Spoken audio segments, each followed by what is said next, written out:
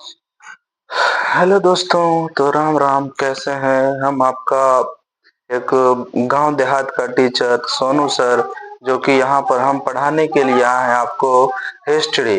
और आप अगर 10th की एग्जाम की तैयारी कर रहे हैं तो हमारे वीडियो को जरूर देखें, क्योंकि इससे आपको बहुत सारे लाभ मिलने वाले हैं। तो अगर मेरा वीडियो अच्छा लगे तो दोस्तों के पास शेयर करें और सब्सक्राइब करें, ताकि मेरा भी मनोबल बढ़े और हम वीडियो बनाने का काम करें। हम एक छोटा सा गांव देहात से बिलोंग करते हैं, एक छोटा सा टीचर है। हम ये करकट वाले रूम में पढ़ाने का काम करते हैं, आप लोग की सेवा करते हैं। तो ये हिस्ट्री का लेसन 6 जो है हम लेकर आए हैं। हिस्ट्री का लेसन 6 है, जो कि एक प्यारा सा चैप्टर है, जिसका नाम है शहरीकरण एवं शहरी जीवन। शहरीकरण एवं शहरी जीवन। तो शहरीकरण एवं शहरी जीवन इस चैप्टर में हम लोग पढ़ेंगे, यानी शहरीकरण और शहरी जीवन का मतलब क्या होता है। तो देखिए, शहरीकरण एवं शहरी जीवन, तो शहरीकरण का मतलब क्या होता है? तो किसी गांव का शहर के रूप में विकसित होने की प्रक्रिया को हम लोग शहरीकरण कहते हैं। यानी कि जब कोई गांव जो है धीरे धीरे शहर के रूप में विकसित होने लगता है, तो उसी को हम लोग बोलते हैं शहरीकरण की प्रक्रिया। पहले के जमाने में क्या हुआ करते थे, 18वीं शताब्दी में जब औद्योगिकरण आई थी, तो उस औद्योगिकरण के समय जो हुआ था, उद्योगों की होड़ लग गई थी। तो जहां जहां पर उद्योग लगता था वहां पर लोग रहते थे, वहां पर छोटे मोटे दुकान खोलने लगे, वहां में काम करने वाले मजदूर सब जो थे वहीं पर रहते थे, जिसके कारण वो धीरे धीरे कह सकते हैं कि बाजार का रूप ले लिया।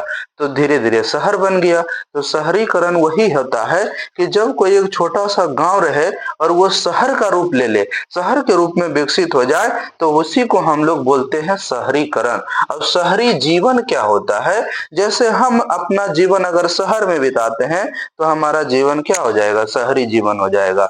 क्योंकि देखिए, आजकल के जो लोग होते हैं शहर की ओर भाग रहे हैं, इसलिए शहर की जनसंख्या कहीं ना कहीं ज्यादा होती है। और ज्यादा तो होती है, लेकिन शहरों में बहुत सारे समस्याएं देखने को मिलती है ना।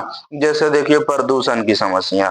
तो प्रदूषण की समस्या तो आम बात है, शहरों में आप ज्यादा बीमार पड़ेंगे, शहरों में स्वच्छ वायु नहीं होगी। और ऐसा कहा भी जाता है कि भारत जो है एक गांव का देश है ना। तो पहले जो हुआ करता था, क्या था? गांव था। तो गांव देहात में लोग आदमी रहता था, स्वच्छ वातावरण था, स्वच्छ वायु था, कहीं किसी को कोई दिक्कत नहीं होता था, है ना।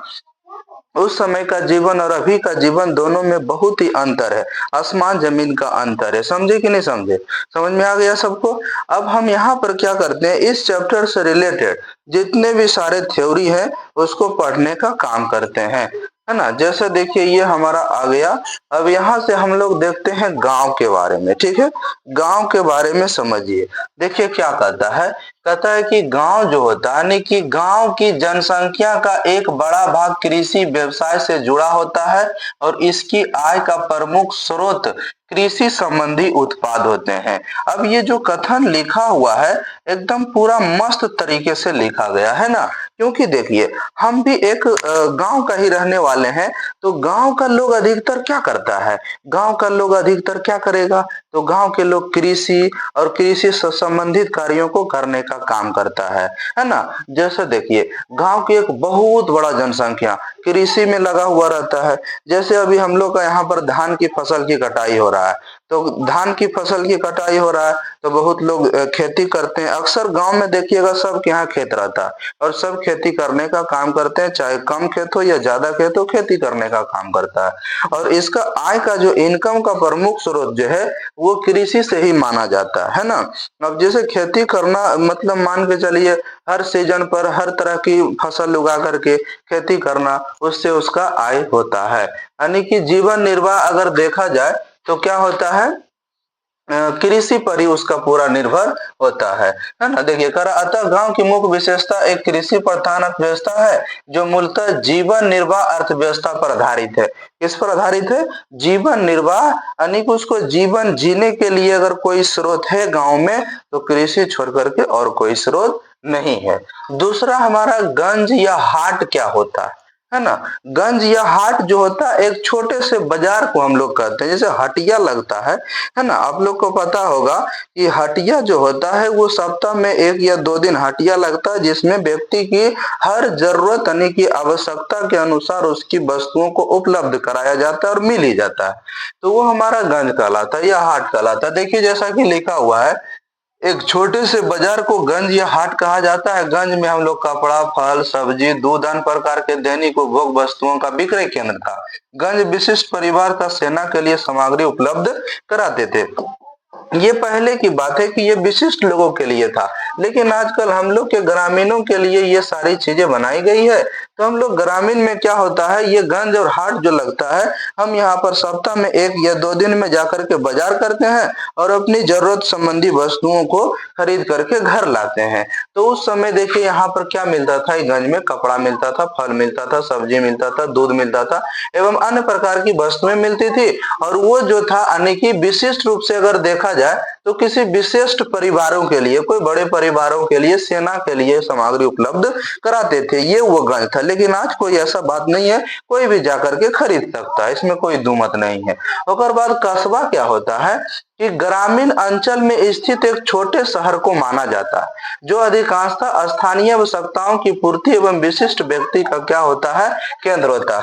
यानी हम लोग यानी कस्बा केकरा कहते हैं, कस्बा का मतलब देखिए ग्रामीण अंचल में स्थित एक छोटा सा शहर होता है, उसी छोटा सा शहर को हम लोग क्या बोलते हैं, कस्बा बोला जाता है ना। अंचल में जो होता है, आप लोग के अंचल में, ग्रामीण अंचल में एक छोटा सा शहर होता है, उसी शहर को हम लोग कस्बा बोलते हैं, जो अधिकांशतः क्या करता है, वहां के स्थानीय लोग, जो वहां पर रह रहे स्थानीय लोग हैं, उसकी आवश्यकताओं को पूर्ति करने का कार्य करता है। ठीक है।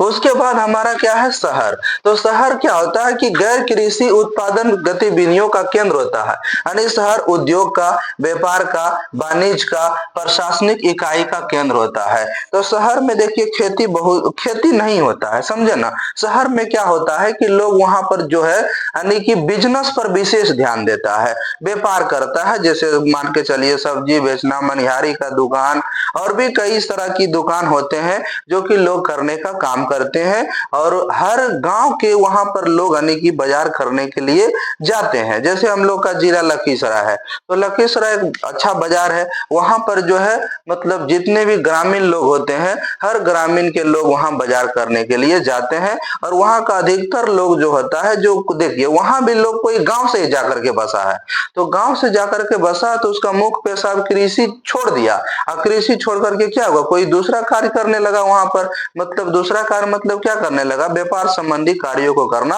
प्रारंभ कर दिया। ठीक है। तो ये हमारा शहर हो गया। और उसके बाद देखिए क्या करा, महानगर। महानगर क्या कहते हैं, ये नगरों का नगर, नगर मतलब शहर, तो नगरों का नगर जो होता है महानगर कहलाता है। किसी प्रांत या देश का विशाल और घनी आबादी वाला शहर, जो प्राय वहां की राजधानी भी होती है, उसे हम लोग महानगर कह सकते हैं, है ना। वहां की राजधानी जैसे हम लोग का देखिए दिल्ली हो गया, महानगर हो जाएगा, है कि नहीं। एक विशिष्ट महानगर के रूप में हम लोग को दिल्ली, जो कि भारत की राजधानी है, इसको मानते हैं। ठीक है। तो महानगर किसी प्रांत या देश का विशाल और घनी आबादी वाला शहर होता है, उसी को हम लोग महानगर करते हैं। और वो प्राय राजधानी हो भी सकता है, नहीं भी हो सकता। जैसे मुंबई भी देखिए एक बहुत बड़ा महानगर है, तो क्या मुंबई राजधानी है? नहीं, तो मुंबई हो जाएगा। शहरीकरण, जैसा कि आपको हम बता दिए, किसी गांव या शहर या कस्बे के रूप में विकसित होने की प्रक्रिया को हम लोग क्या बोलते हैं, शहरीकरण कहते हैं। किसी गांव या शहर को किसी गांव का शहर या कस्बे के रूप में विकसित होना। कस्बा भी एक छोटा सा बाजार ही होता है, लेकिन जहां पर स्थानीय लोगों की आवश्यकताओं की पूर्ति की जाती है। अब यहाँ पर देखते हैं, आधुनिकता के आधार पर अगर देखेंगे, जिस मॉडर्न एज में हम जी रहे हैं, उस मॉडर्न एज के अनुसार अगर देखा जाए तो देखेंगे कि गांव और शहर में क्या क्या अभी तक अंतर दिखने को मिला है। तो वही नगरीय जीवन और आधुनिक एक दूसरे के पूरक हैं, क्योंकि नगर से हमको भी लगाव है और नगर के लोगों को गांव से भी लगाव है ना। क्योंकि नगर में जाकर के जो लोग बसे हैं वो कहीं ना कहीं ग्रामीण के ही लोग हैं। तो ये गांव और शहर में हम अंतर समझने का प्रयास करते हैं। गांव और शहर, तो देखिए गांव की आबादी कम होती है। गांव की आबादी क्या होती है? कम होती है, क्योंकि गांव की आबादी कम होने का कारण क्या है? जैसे यहाँ पर एक बहुत बड़े एरिया होता है जहां पर कि कम कम लोग बसे होते हैं, उस गांव का छोटा छोटा नाम रख दिया जाता है ना। लेकिन शहर एक बड़ा हो गया तो उसमें कई सारे लोगों ने कि उसकी जनसंख्या गांव की अपेक्षा बहुत ज्यादा होती है। शहर की आबादी क्या होती है? बहुत अधिक होती है। गांव में खेती और पशुपालन मुख्य आजीविका है। तो गांव में जो लोग करता है क्या करेगा? खेती करेगा, पशुपालन करिएगा, बकरी पालिए, गाय पालिए, भैंस पालिए, ये सब कर सकते हैं आप। शहर में लोग व्यापार और उत्पादन संबंधी कार्यों को काम करता है। गांव की वातावरण, जैसा कि बताएं अभी आपको, गांव की वातावरण स्वच्छ होती है और शहर की वातावरण प्रदूषित होती है ना। जिधर तिधर देखिएगा वाहन चलते रहता है, उसके बाद उधर कूड़ा करकट फेंका हुआ है, बहुत तरह की गंदगी फैला हुआ रहता है। तो इस तरह से हम कह सकते हैं कि गांव का वातावरण प्रदूषित होता है। गांव में शिक्षा, यातायात, स्वास्थ्य सुविधाओं का अभाव होता है और शहर में शिक्षा, यातायात, स्वास्थ्य सुविधाओं उन्नत अवस्था में होती है ना। कैसी अवस्था में होती है? उन्नत अवस्था में होती है, मतलब ये विशाल रूप में पाए जाते हैं। तो गांव में शिक्षा, यातायात सुविधा का अभाव भले ही हो, शिक्षा देखिए गांव में ज्यादा अच्छा नहीं मिल पाएगा आपको। जितना अच्छा आपको बड़े बड़े एजुकेशन के लिए हम लोग को शहर की ओर जाना पड़ता है, जैसे किसी को बीटेक करना हो, किसी को और कोई उच्च तकनीकी शिक्षा प्राप्त करना हो, तो उसके लिए हमें शहर ही जाना पड़ेगा। गांव में ऐसा कोई सुविधा नहीं होता है। यातायात देखिएगा तो सबसे ज्यादा शहर में आपको डेवलपमेंट मिलेगा, है ना। और बाद अगर हम देखें स्वास्थ्य, तो गांव की अपेक्षा जो है स्वास्थ्य आपको शहर में ही मिलेगा।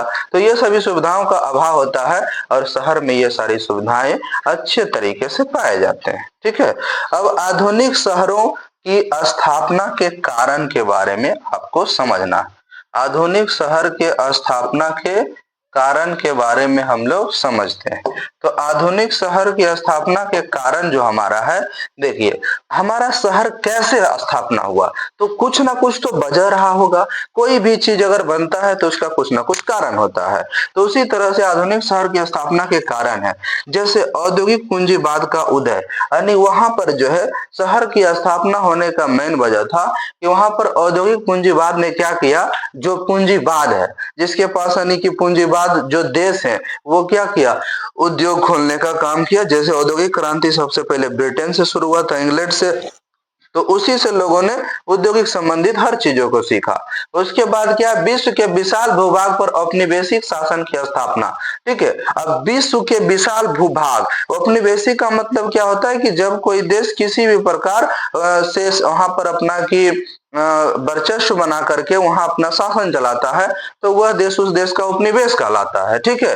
तो विश्व के विशाल भूभाग पर औपनिवेशिक शासन की स्थापना और लोकतंत्र आदर्श का विकास, यानी धीरे धीरे लोकतंत्र आदर्श का विकास किया गया। इस तरह से हम कह सकते हैं कि आधुनिक शहरों की एक स्थापना हुआ। लेकिन शहर ने कुछ समस्याओं को जन्म दिया, है ना। शहरों के उदय में निम्न समस्याओं को जन्म दिया, जैसे बाजारवाद का उदय हो गया। यानी बाजारवाद का मतलब क्या होता है कि कोई भी व्यक्ति, जैसे मान के चलिए बाजार में किसी एक व्यक्ति या दो व्यक्ति का वर्चस्व ही रहता था, सभी व्यक्तियों का वर्चस्व बाजार में नहीं रहता था, इसलिए ये बाजारवाद का समस्या का जन्म दिया। और दूसरी वजह है कि जनसंख्या घनत्व में वृद्धि हो गई। मतलब जनसंख्या घनत्व में वृद्धि क्या हो गई कि कम जगह पर ज्यादा लोग रहने लगे, क्योंकि शहर में जनसंख्या ज्यादा होती है तो देखिएगा छोटा छोटा कमरा रहता है, उसी कमरे में दो तीन व्यक्ति शिफ्ट रहते हैं। और हम लोग का गांव में देखिए कमरा कितना बड़ा बड़ा रहेगा, है कि नहीं। तो ये क्या हो गया, एक जनसंख्या घनत्व में वृद्धि हो गई।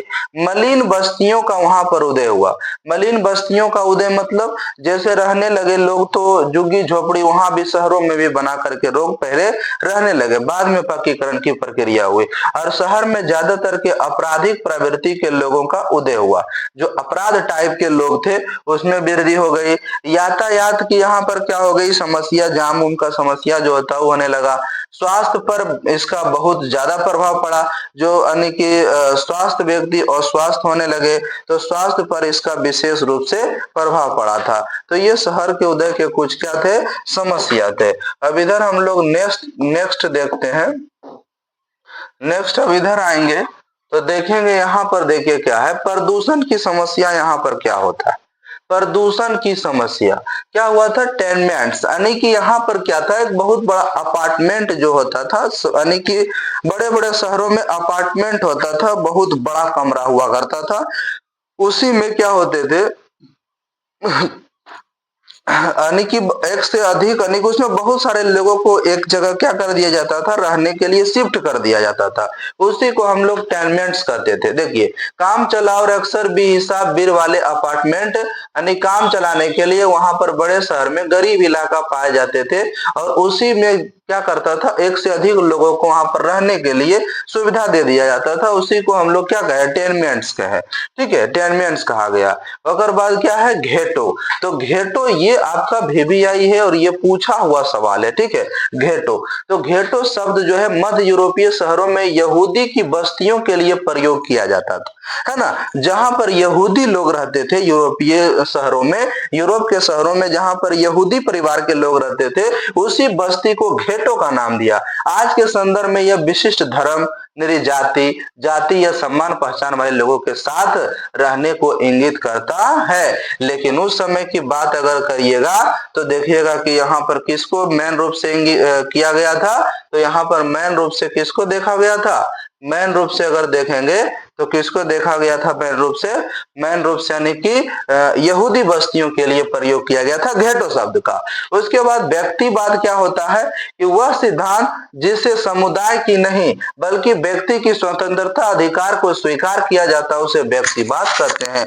यह एक ऐसा सिद्धांत है जिसमें किसी भी व्यक्ति, हर व्यक्ति स्वतंत्र है, उसका एक अपना अधिकार है। तो क्या कह रहा है कि वह सिद्धांत जिसे समुदाय ही नहीं बल्कि व्यक्ति की स्वतंत्रता अधिकार को स्वीकार किया जाता है, उसे व्यक्तिवाद कहते हैं। हर कोई व्यक्ति स्वतंत्र है, उसको अधिकार मिलना चाहिए। तो यही जो प्रक्रिया हमारा कहलाया, क्या कहलाया, व्यक्तिवाद कहलाया। ओकर बाद लेसेस फेयर। लेसेस फेयर क्या था, यह वैसा आर्थिक उन्मुक्तवाद जिसमें सरकार का किसी रूप में हस्तक्षेप नहीं होता था एवं पूंजीपतियों को पूरी स्वतंत्रता दी जाती थी, उसे लेसेस फेयर कहा जाता था। यानी कि इसमें सरकार का किसी भी प्रकार का कोई हस्तक्षेप नहीं, किसी भी प्रकार का कोई बाधा नहीं, और पूंजीपतियों को पूरी स्वतंत्रता के साथ व्यापार करने के लिए दिया जाता था। यानी जो पूंजीपति लोग थे वो कहीं भी अपना कंपनी या किसी प्रकार की व्यवस्था कर सकती थी, तो उसी को हम लोग लेसेस फेयर का नाम दिए। ठीक है, इसका नाम दिए लेसेस फेयर। अब हम लोग आते हैं, बिहार की राजधानी पड़ता है पटना, है ना। बिहार की राजधानी कहाँ पड़ता है, पटना। पटना के बारे में हम लोग देखते हैं। बिहार की राजधानी है पटना, तो बिहार की राजधानी पटना है। तो देखिए, बिहार की राजधानी पटना के बारे में हम लोग समझने का काम करेंगे। तो ये है हमारा बिहार की राजधानी पटना। तो पटना देखिए बिहार की राजधानी है, और पटना का प्राचीन नाम, है ना, प्राचीन काल में पटना को पाटलिपुत्र के नाम से जाना जाता था, और प्राचीन काल में यह नगर शिल्प कला, व्यापार, शिक्षा, सांस्कृतिक गतिविधियों का प्रमुख केंद्र था, है ना। क्योंकि पटना देखो, यहाँ पर पाटलिपुत्र जो है ये पूरे विश्व की एक महान धरती कहा जाता है। क्योंकि देखिए, सबसे पहले अगर लोकतंत्र की अगर यहाँ पर स्थापना भी की गई थी, तो लिच्छवी गणतंत्र की स्थापना हुआ था हमारे बिहार के ही वैशाली जिला में, जो कि पटना से सटा हुआ है। और बाद अगर बिहार में देखिएगा, मगध साम्राज्य का सबसे बड़ा विस्तार यही पाटलिपुत्र से ही किया गया था। ये मगध साम्राज्य का विस्तार देखिए कहाँ, यानी पाटलिपुत्र से लेकर के अफगानिस्तान तक चला गया था। तो इस तरह से बिहार की धरती एक गौरवपूर्ण रहा है। तो पटना जो है, प्राचीन काल में पटना को पाटलिपुत्र के नाम से जाना था, यह सबका केंद्र था। 6ठी शताब्दी ईसा पूर्व में मगध के शासक अजात शत्रु पाटलिपुत्र में एक सैनिक शिविर बनाया था, और कालांतर में यह मगध साम्राज्य की राजधानी बन गई, है ना। मगध में कालांतर में यह क्या बन गया, मगध साम्राज्य की राजधानी बन गई। और मौर्यकालीन राजप्रसाद के अवशेष दक्षिण पटना में स्थित कुम्हरार से प्राप्त हुआ है, कुम्हरार, है ना, कुम्हरार से प्राप्त हुआ है, समझे ना। कुम्हरार, कुम्हरार जो एक विधानसभा है, आपको पता होगा कि कुम्हरार विधानसभा से एक जनसुराज के पार्टी थे, जो कि मान के चलिए उसका किताब कौन नहीं पढ़ा होगा, डॉक्टर के.सी. सिन्हा का नाम कौन नहीं जानते होंगे, अपने जीवन में 70 से अधिक किताब लिख दिए हैं। और वो कुम्हरार विधानसभा है बिहार का, ये कुम्हरार विधानसभा से वो व्यक्ति क्या हो गए, हार गए, जो कि महान व्यक्ति है। हम लोग भी उसका किताब पढ़ते हैं और पढ़े भी थे, अभी भी बच्चों को पढ़ाते हैं तो उसी का स्टडी करते हैं। उनको बताइए प्रणाम है, कैसे बिहार के लोग हैं जो कि उसे मतलब हराने का काम किए, वैसे वैसे व्यक्ति को हरा देना एक बहुत बड़ी निंदनीय बात है कि नहीं। अब मान के चलिए वो समाज के लिए उसके पास क्या चीज की कमी ही होगी, 70 प्रोफेसर रह चुके हैं, 70 को किताब लिख दिए, ना जाने उसका किताब कब तक चलेगा इसकी कोई गारंटी नहीं है। जब तक बच्चा पढ़ रहा है तब तक उसका किताब पढ़वे करेगा। तो ठीक है, आइए हम आगे देखते हैं। मौर्यकालीन राजप्रसाद के अवशेष दक्षिण पटना में कुम्हरार से प्राप्त हुआ। पाटलिपुत्र नगर प्रशासन के अनेक पहलुओं पर चर्चा यूनान निवासी मेगास्थनी की रचना इंडिका में उपलब्ध। ठीक है, पटना का देखिएगा तो पूरा अगर बढ़िया से विस्तार अगर किया गया है तो एक हमारे आए थे, यानी मेगास्थनीज जो है यूनान निवासी थे, उसको बहुत अच्छा लगा पाटलिपुत्र हमारा, है ना। तो वो क्या किया, पाटलिपुत्र नगर का एक अपना पुस्तक, मेगास्थनीज ने एक अपना पुस्तक बनाया इंडिका। इंडिका में इन सारी चीजों का वर्णन कर दिया, है ना। उसको बहुत अच्छा लगा था जब वो पाटलिपुत्र नगर आए थे। तो उसके बाद कह रहा है कि मेगास्थनीज चंद्रगुप्त मौर्य के दरबार में आया था, और यहाँ पर मेगास्थनीज चंद्रगुप्त मौर्य के दरबार में मगध साम्राज्य में आया था, और यानी कि मौर्य के दरबार में पहुंचा, और पटना के विशाल भवनों के वैभव और सौंदर्य की चर्चा चीनी यात्री फाहियान द्वारा की गई थी। यानी कि देखिए हमारा जो यहाँ बिहार की नालंदा यूनिवर्सिटी जो है, ये पूरे विश्व में फेमस यूनिवर्सिटी है। यहाँ पर लोग विदेशों को हमारा बिहार ज्ञान दिया है, चाइना के लोग, जापान के लोग, यहाँ सब के बहुत यूरोपीय देश महादेश के लोग सब पढ़ने के लिए हमारा नालंदा यूनिवर्सिटी आया करते थे। तो पटना का जो विशाल भवन है उसका सौंदर्य और उसका वैभव जो अच्छा लगा, उन्होंने फाहियान चीनी यात्री उसका अच्छा से व्याख्या करने का काम किया। अफगान शासक शेर शाह सूरी ने 1541 में दुर्ग का निर्माण करवाया, और इसके बारे में जानकारी अब्दुल्ला की रचना तारीख दाऊदी में मिलती है। 1856 में अंग्रेज यात्री राल्फ फिच नगर भ्रमण के लिए आया था। यही जो एक यात्री राल्फ फिच था, ये 1856 में भ्रमण के लिए आया था हमारा भारत। और उसके बाद 1866 ईस्वी में सिखों के 10वें और अंतिम गुरु गोविंद सिंह का जन्म भी हमारा पटना में हुआ था, है ना। सिखों के 10वें और अंतिम गुरु यानी कि गुरु गोविंद सिंह, इनका जन्म कहाँ हुआ था, इनका जन्म बिहार की धरती में ही हुआ था। ठीक है, इनका जन्म कहाँ हुआ था, बिहार की धरती में ही हुआ था। ठीक है, अब आइए हम लोग नेक्स्ट आगे देखते हैं। चलिए, तो यानी कि क्या था कि मुगल कने गया 1666 में सिखों के 10वें और अंतिम गुरु कौन थे, गुरु गोविंद सिंह। इसका भी जन्म कहाँ हुआ था, पटना में हुआ था। ऑब्जेक्टिव का ही सब सवाल है। मुगल शासक अकबर के शासन काल में पटना एक व्यापारिक केंद्र के रूप में विख्यात था, और 18वीं शताब्दी में मुगल राजकुमार आजी मुसान ने इस नगर का नव निर्माण कराया और इसे आजिमाबाद नाम दिया था। यानी 18वीं शताब्दी में मुगल राजकुमार आजिम मुसान ने इस नगर का निर्माण कराया और इस नगर का उन्होंने नाम रखा आजिमाबाद। ठीक है, इस नगर का क्या नाम रखा था, आजिमाबाद। आशा कर रहे हैं कि आप लोग को समझ में आ रहा होगा, है ना। समझ में अगर आ रहा है तो जरूर आप लोग कमेंट करिएगा, ताकि हमारा भी मनोबल बढ़े और हम आप लोग को इसी तरह से सेवा प्रदान करते रहें। ठीक है, आइए नेक्स्ट पेज की ओर चलते हैं। तो नेक्स्ट पेज में हमारा यहाँ पर देखिए किसका वर्णन किया है ना, पाटलिपुत्र का ही है। यहाँ पर हम लोग देख लेते हैं थोड़ा सा, यहाँ देखिए, है ना। ये जो क्या किया गया था समझने का काम करेंगे कि 1786 ईस्वी में पाटलिपुत्र को गोदाम बना दिया गया था, है ना। 1746 ईस्वी में क्या किया गया था, पाटलिपुत्र को अनाज भंडारण के लिए गोदाम बना दिया गया था, और इसे हम आज क्या कहते हैं, गोल घर के नाम से इसको जानते हैं, है ना। कौन सा घर के नाम से जानते हैं इसको, गोल घर आज हमारे यहाँ इसको कहा जाता है।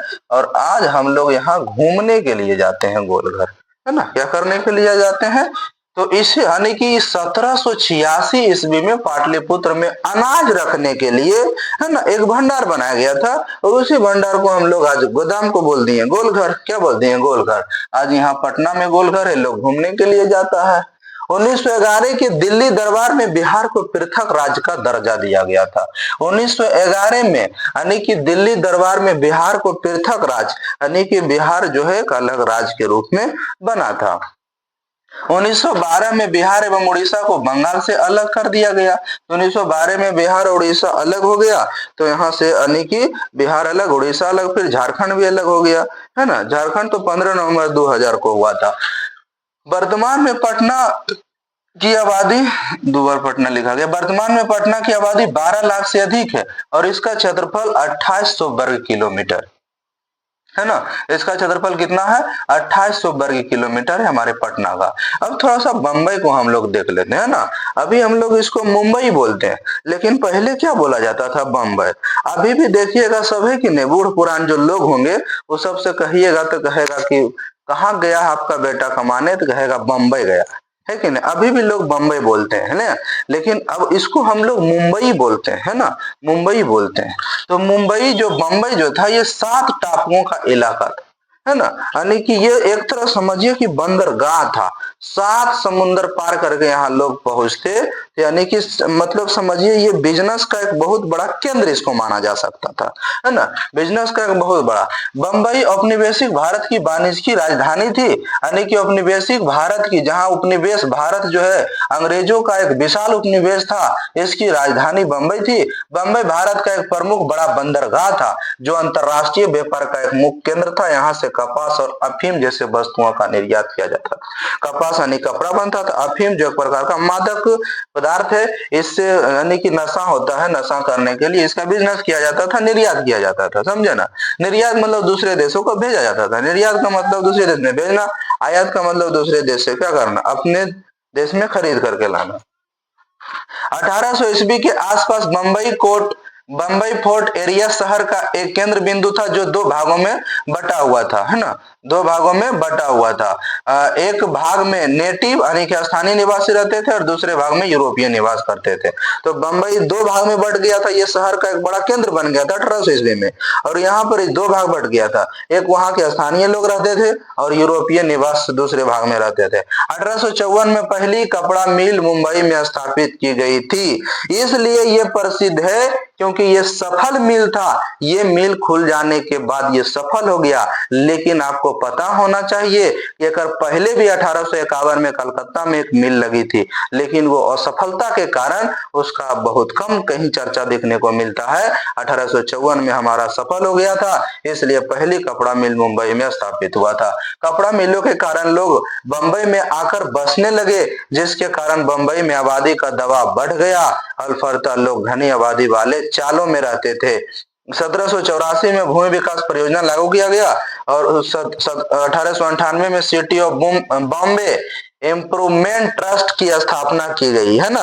यानी कि यहाँ पर लोगों के द्वारा जो है city of Bombay improvement trust, लोगों को मतलब रहने के लिए अच्छे तरीके से उसे देखभाल करने के लिए ये ट्रस्ट संस्था चलाई गई थी। 1918 ईस्वी में बंबई के मकानों के महंगे किराए को सीमित करने के लिए किराया कानून परिवहन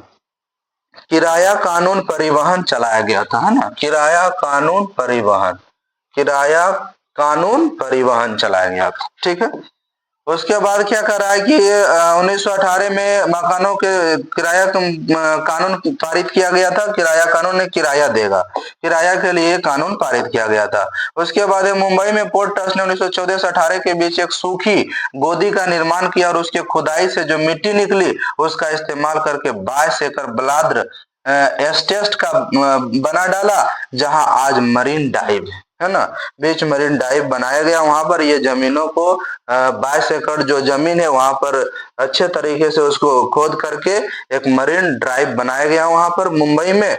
उसके बाद नेक्स्ट इधर हम लोग देखते हैं, नेक्स्ट इधर है हमारा, देखिए कह रहा है कि एवं परिवहन व्यवस्था को नियंत्रित करने के लिए यातायात नियम बनाए गए और शहर में लोगों को आने पर नियंत्रण रखा जाने लगा।